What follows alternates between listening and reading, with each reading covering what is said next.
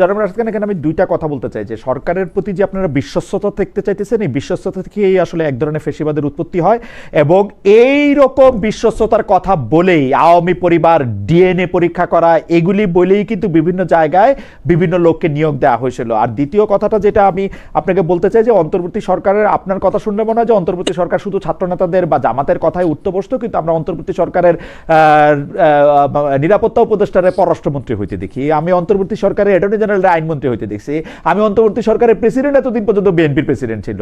মানে অন্তর্বর্তী সরকারের দেখায় দেওয়া লাইনে যেদিন তারেক রহমান ইলেকশন করতে বলছে সেদিন ইলেকশন দিয়ে আসলো। মানে সরকার প্রধান গিয়া একটা দলের নেতার লগে লন্ডনে গিয়ে দেখা করে আসে। আমি তো অন্তর্বর্তী সরকারে দেখি যে বিএনপির মানে অগ্রবর্তী দল ছিল, যে হচ্ছে বিএনপির জন্য পথ পরিষ্কার করতে করতে আসছে। আচ্ছা, আমি বলি এই বিষয়ে। দেখেন, শুরুতে যেটি হয়েছিল, ডক্টর মোহাম্মদ ইউনূস চেয়েছিল যে এনসিপি এবং জামাত ক্ষমতায় আসুক আর বিএনপি অপোজিশনে, মানে আওয়ামী লীগের যেভাবে ভ্যানিশ হয়ে গেছে বিএনপিকেও সে ভ্যানিশ করতে হবে। এবং এখনকার সময় যদি তাদের বক্তব্য খেয়াল করেন, এখন কিন্তু এটি তারা বলছে যে আওয়ামী লীগকে ওয়াশ আউট করেছে, এখন বিএনপিকে ওয়াশ আউট করতে হবে, এনসিপি নেতৃবৃন্দ, জামাতের নেতৃবৃন্দ এই ধরনের ভাষায় তারা কথা বলছে। অর্থাৎ বিএনপিকে মাইনাস করার একটি প্ল্যান কিন্তু অন্তর্বর্তীকালীন সরকারের কিছু উপদেষ্টা এবং কিছু খলনায়ক বলেন বা ১/১১ যারা আসলে এক ধরনের বলা যায় সুবিধাভোগী, তাদের একটা প্ল্যান ছিল, এবং সেই প্ল্যানটা বিএনপিও জানে, আমরাও জানি। এবং তার একটি উদাহরণ হলো যে অন্তর্বর্তীকালীন সরকারের প্রধান উপদেষ্টা তিনি দেশের বাইরে গিয়ে এক ধরনের বিএনপিকে কটাক্ষই করা যে বাংলাদেশে একটি দল ছাড়া কেউ নির্বাচন চায় না, এবং তিনি বিভিন্ন সময় কিন্তু ছাত্রদের যে রাজনৈতিক দল সেটিকে আশীর্বাদ জানিয়েছে। অন্তর্বর্তীকালীন সরকারের প্রেস সচিব তিনি নাহিদ ইসলামকে পাশে বসিয়ে বলেছেন যে নাহিদ ইসলাম একসময় প্রধানমন্ত্রী হবে। নির্বাচনের ঠিক কিছুদিন আগে কিন্তু অন্তর্বর্তীকালীন সরকারের প্রধান উপদেষ্টা তিনি বলেছেন যে এই ছাত্রদের অনেকে আপনার মন্ত্রী হবে। আচ্ছা, সরকার গঠন না করলে কি আসলে মন্ত্রী হওয়া যায়? তো আমরা যতটুকু আসলে আমাদের কাছে তথ্য ছিল যে নাহিদ ইসলাম কি মানে সরকার গঠন কি এই একবারই করবে নাকি? আরো তো সামনে আরো 30 বছর রাজনৈতিক সময় আপনারও আছে, নাহিদ ইসলামেরও আছে, কে জানে আপনারা প্রধানমন্ত্রী হবেন কি না হবেন। সেটা পরের প্রশ্ন। কিন্তু ওই যে আমি বললাম, যেহেতু রাজনীতি করি, আমার কাছে তথ্য ছিল, তথ্যের ভিত্তিতে আমাকে কথা বলতে হয়েছে। আমার কাছে মনে হয়েছে বিভিন্ন তথ্য উপাত্ত বা অনুসন্ধান করে যে অন্তর্বর্তীকালীন সরকার মূলত বিএনপির বিরুদ্ধে এক ধরনের চক্রান্ত করছে।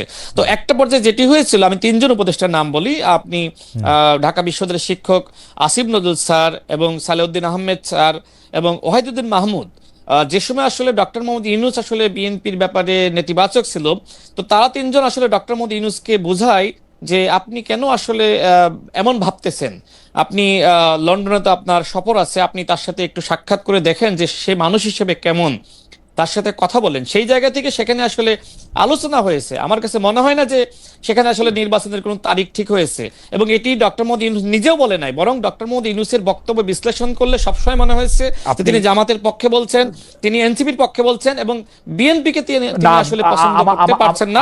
আমার শেষ লাইনটা যে 3 জন উপদেষ্টার কথা বললাম, এই 3 জন উপদেষ্টা এমনও সিদ্ধান্ত নিয়েছিল যদি ডক্টর মোহাম্মদ ইউনূস নির্বাচন না দেয় সেক্ষেত্রে তারা সরকার থেকে পদত্যাগ করবে।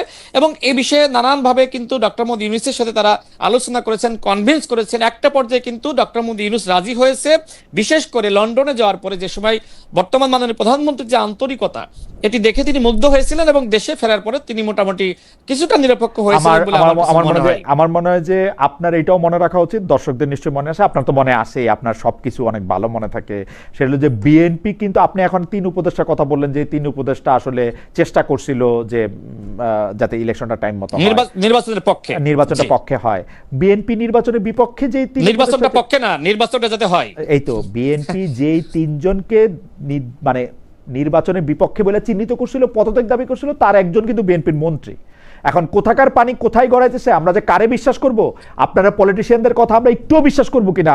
খলিলুর রহমানের পদত্যাগ চাইছিল বিএনপি, খলিলুর রহমানের নিয়োগ করা হয়েছে দেখে তারা আন্দোলন করছিল, এখন খলিলুর রহমান হয়ে গেল তার মন্ত্রী। মানে বাংলাদেশে আর কোন পররাষ্ট্রমন্ত্রী নাই। আমাকে একটু বলতে দিবেন? জি, আমি শেষ করে দিই, আপনি আপনার সাথে সাথে 30 সেকেন্ডে শেষ করি। সেটি হলো, দেখেন, যারা আসলে অন্তর্বর্তীকালীন সরকারের উপদেষ্টা ছিলেন তারা শুধুমাত্র বিএনপিতেই গিয়েছে এরকম না, বরং এনসিপির আহ্বায়ক তিনি আসলে সরকারে থাকা অবস্থায় এনসিপি গঠন করেছেন। আসিফ মাহমুদ তিনি সরকারের উপদেষ্টা ছিলেন, তিনি এনসিপিতে গিয়েছেন। তো এটা যার যেটি ভালো লেগেছে, কেউ এনসিপি করছে, কেউ বিএনপি করছে। এখন পররাষ্ট্র উপদেষ্টা মানে তিনি, আমি যতটুকু জানি, মানে আমি পতাকা এক লাইন হইছে, আপনি পরে আবার আমাকে বললেন আমি পতাকা, আমি একটা অন্তর্বর্তী সরকারের আমি একজন নিরাপত্তা উপদেষ্টা, যে পদই ছিল না সেই পদের মধ্যে আমি এখন আসি। আমার বিরুদ্ধে বিএনপি একটা অভিযোগ করছিল, আমি পতাকাওয়ালা একটা গাড়িতে ওই শপথ অনুষ্ঠানে গেলাম, আবার পররাষ্ট্রমন্ত্রী হয়ে ওই দলের ফেরত আসলাম। এই ঘটনা খুব স্বাভাবিক মনে হয়, মানে খুব মানে সাধারণ। আগে থেকে বিএনপির সাথে আলোচনা হয় নাই খলিলুর রহমানের তারেক সাহেব ওইখানে বলছে, সেটা খলিল ভিন্ন সাহেব প্রসঙ্গ, তারেক সাহেব সেটা ওইখানে ভিন্ন বলছে যে প্রসঙ্গ। ভাই আপনি কি কিন্তু মন্ত্রী হতে চান, শোনেন, মন্ত্রী হন। যে সময় তিনি আসলে বিএনপি সরকারের মন্ত্রী হিসেবে শপথ নিয়েছেন, তিনি তো সেই সময় অন্তর্বর্তীকালীন সরকারের উপদেষ্টা ছিলেন না, থাকবেন না তো। এখন- কিন্তু আলোচনাটা কি অন্তর্বর্তীকালীন সরকারের উপদেষ্টা পদ ছাড়ার পরে হইছে? তাহলে সেই সময়টা 10 হতে পারে, মিনিটের জনাব রাশেদ হতে খান, পারে, 10 মিনিট হতে পারে। তারেক সাহেব নাইমাইশ আলোচনা করছিলেন না। আমি বলি শোনেন, তিনি পদত্যাগ করার পরে হয়তো সরকারের কারোর সাথে, মানে বিএনপি যেহেতু সরকার গঠন করছে, আমার কাছে মনে হয় কারোর সাথে আলোচনা হয়েছে। রাশেদ, আলোচনার টাইমলাইনটা ভিত্তিতে একটু তিনি খেয়াল সরকারের করেন, থেকে কাজ করতে চেয়েছেন। টাইমলাইনটা খেয়াল করেন। উনি পতাকাওয়ালা গাড়িতে গিয়ে পতাকাওয়ালা গাড়িতে ফেরত আসছেন। আলোচনাটা কখন হবে? না, যে সময় তাকে জানানো হয়েছে যে আপনি বিএনপি সরকারের সেই সময় উনি পররাষ্ট্রমন্ত্রী উপদেষ্টা। হচ্ছেন। 3 দিন আগে ইলেকশন হয়েছে তো ভাই। না না, তিনি দিন আগে election হয়েছে তো উপদেষ্টা ভাই। না, তিনি উপদেষ্টা না। 17 আমি তো নুরুল হক 17 নূরকে- তারিখ উনি শোনেন, মন্ত্রী, 17 যেদিন- তারিখ উনি আমি মন্ত্রী জানি তো, 17 আমি তারিখ যেটাই উনি বলতেছি, মন্ত্রী যেদিন শপথ তিনি করেছেন, শপথ নিয়েছেন। 12 তারিখ ইলেকশন হয়েছে। 12 তারিখ পর্যন্ত, 12 তারিখে কি উনি জানতেন যে উনি মন্ত্রী হবেন? না, 13 তারিখ জানতেন? জানতেন না। না, সেটা সেটা উনি যে সময় সরকারের মেয়াদটা শেষ হয়েছে, শোনেন, নুরুল হক নূর যেহেতু প্রতিমন্ত্রী হয়েছে জি। এবং তিনি শপথ নিয়েছেন, ঠিক যেদিন তিনি শপথ নিয়েছেন সেদিন আমি সেই সময় তার সাথে ছিলাম, তাকে জানানো হয়েছে। ঠিক একইভাবে ডক্টর খলিলুর রহমান, আমি যতটুকু জানি যে তিনি যে সময় আসলে অন্তর্বর্তীকালীন সরকারের দায়িত্বে আর নাই, সেই সময় তিনি আসলে, আমার কাছে আমি যতটুকু তথ্য আছে যে তিনি আসলে সরকারে আসলে কাজ করতে চেয়েছিলেন, এবং তার যে অভিজ্ঞতা এবং অন্তর্বর্তীকালীন সরকারে তার যে অভিজ্ঞতা সব মিলিয়ে বিএনপি সেই সময় সিদ্ধান্ত নিয়েছে, ঠিক আছে, যেহেতু তিনি আসলে এই বিষয়ে আমরা সেক্ষেত্রে তাকে কাজে লাগাতে পারি। না, জনাব রাশেদ খান, আপনার রাশেদ খানকে ছেড়ে দিই একটা শেষ প্রশ্ন করে, যে জনাব রাশেদ, আপনি অনেকের সমালোচনা করেন, নাহিদ আসিফদের সমালোচনা তো আপনি করেই থাকেন। এদিকে কর্নেল অলি আহমেদের একটি বক্তব্য আপনি অনেক সমালোচনা করেছেন, এলডিপি নেতা, যে বক্তব্যের মাধ্যমে উনি বলেছিলেন, একটা হুঁশিয়ারি দিয়েছিলেন যে এরা যদি এক হয় তাহলে এটা হবে না। আপনি কি একটু এই জায়গাটা থেকে একটু ব্যাখ্যা করবেন, মানে এই প্রেক্ষিতে বক্তব্য যে নাহিদ আসিফদের? আচ্ছা, দেখেন, কর্নেল অলি আহমেদ তিনি তো অবশ্যই বাংলাদেশের একজন বর্ষীয় নেতা। দেখেন, আমি যেহেতু আসলে বিএনপির একদম শীর্ষ পর্যায়ের সাথে আমার কাজ করার সুযোগ হয়েছে, তো আমি যতটুকু জানি সেটি হলো যে কর্নেল অলি আহমেদ বিএনপির কাছ থেকে অনেক বেশি আসন তিনি প্রত্যাশা করেছিলেন। কিন্তু বিএনপি আসলে মাঠ পর্যায়ে জরিপ করে যে তথ্য পায় সেটি হলো যে আমরা যদি এতগুলো আসন তাকে ছাড় দিই, সেক্ষেত্রে আসলে অধিকাংশ আসনই আসলে সেখানে জামাত জিতবে। তো যে কারণে আসলে কর্নেল অলি আহমেদকে খুব বেশি আসন বিএনপির পক্ষ থেকে মানে ছাড়বে এরকম আসলে প্রতিশ্রুতি দিতে পারেনি। তো তিনি ক্ষুব্ধ হয়ে তিনি আসলে জামাতের সাথে গিয়েছেন। তো আমি সেক্ষেত্রে একটি সমালোচনা করেছিলাম, বিশেষ করে যে সময় তিনি বললেন যে জামাতের আমির ডাক্তার শফিকুর রহমানের নেতৃত্বে ছোট ছেলে নাহিদ ইসলাম, মানে শব্দটা এরকম ছিল, ছোট ছেলে নাহিদ ইসলাম এবং মাওলানা মামুনুল হক, তারা তিনজন যদি একতাবদ্ধ হয়ে রাজপথে নামে, সেক্ষেত্রে বিএনপি সরকারের 7 দিনে পতন হবে। এবং নানান সময়ে কিন্তু আমি তার এই ধরনের বক্তব্য শুনেছি। তো সেই জায়গা থেকে আমি তার কাউন্টার হিসেবে বলেন বা আমি আরেকটি সমালোচনা আমি করেছি যে আসলে আপনারা তো একসাথেই আছেন, তাই না? তো আপনারা, আমি আপনাদেরকে বলতেছি যে আপনারা, ঠিক আছে, আপনারা আগামীকাল প্রেস ব্রিফিং করে একসাথে হয়ে আপনারা 7 দিনের মধ্যে বিএনপি সরকারের পতন ঘটিয়ে দেন। আমি এটিও বলেছি যে 7 দিনের মধ্যে যদি আপনারা বিএনপি সরকারের পতন ঘটাইতে পারেন তাহলে আমি রাজনীতি ছেড়ে দেব। জাস্ট এটা পলিটিক্যাল রেটরিক।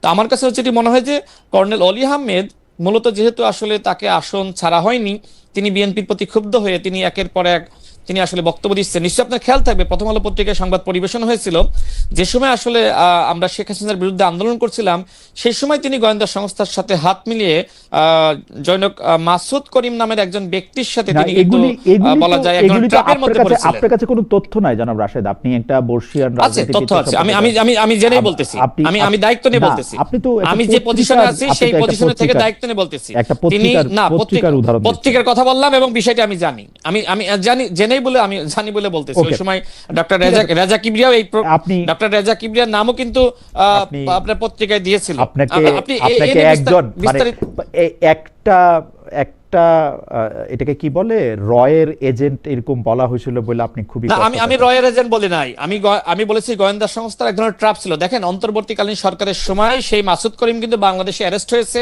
পরবর্তীতে অনেক গণমাধ্যম এসেছে যে তিনি আসলে গোয়েন্দা সংস্থার এজেন্ট ছিলেন এবং বাংলাদেশে যারা Okay. আন্দোলন সংগ্রাম করে তাদেরকে হতাশ করার জন্য এক ধরনের আর্টিফিশিয়াল আন্দোলন সৃষ্টি করতেন এবং সেক্ষেত্রে ফাঁদে পা দিয়েছিলেন কর্নেল অলি আহমেদ। এই না, বিষয়গুলো আমি সামনে এনেছি। সেটা বোধহয় আপনি আমার মনে হয় যে আমি আপনি- জানি, আমি দায়িত্ব নিয়ে বলছি, আমি জানি। আপনি কর্নেল অলি আহমেদকে যদি কখনো আপনার শোতে আনেন, জিজ্ঞেস করেন বিষয়টি সত্য কি মিথ্যা। আমি চেষ্টা করব। একটি প্রক্রিয়া ছিল এবং অনেকে কিন্তু অ্যারেস্ট হয়েছে, বিএনপি কয়েকজনকে বহিষ্কারও করেছে, আপনি সেটাও জানেন। যেমন একজন শওকত মাহমুদ, তিনিও এই প্রক্রিয়ার সাথে ছিলেন। তো বিএনপি জনাব হাফিজউদ্দিন আহমেদ কি স্পিকার বানাইলো কেমনে? এখন রাষ্ট্রপতি হয়েছেন কেমনে তিনি? এখন হাফিজউদ্দিন না, উনি আহমেদ তো আর এই হাফিজউদ্দিন প্রক্রিয়ার আহমেদ সাথে ছিলেন ঘোষণা দিয়া হাফিজউদ্দিন আহমেদ সাহেব তো ঘোষণা দিয়ে বিএনপিকে আলাদা করতেছিল, উনি তো ওইটা সদস্য সচিব হয়েছিলেন। আপনি মনে হয় আমার উত্তর বোঝেননি। আমি বলছি যে এই যে শেখ হাসিনার সময় যে ঘটনাটা, কর্নেল মাসুদ করিমের ঘটনা, দুঃখিত মানে জনক মাসুদ করিমের কথা আমি বললাম, আমি অন্য সময়ের কোনো বক্তব্য দিই নাই। Okay. এবং এইটা আমরা ওই ফ্রেমটা চলছিল, ওটা আমি জানি বলে তো বলতেছি, কারণ Okay. ওই সময় তো আমরা অনেককে থামিয়েছি, অনেককে বুঝিয়েছি, আমাদের কাছে অফার এসেছিল নানান ভাবে। আমার মনে হয় যে জনাব রাশেদ খান, আপনি আপনার বক্তব্য পরিষ্কার করেছেন, আপনাকে অনেক ধন্যবাদ।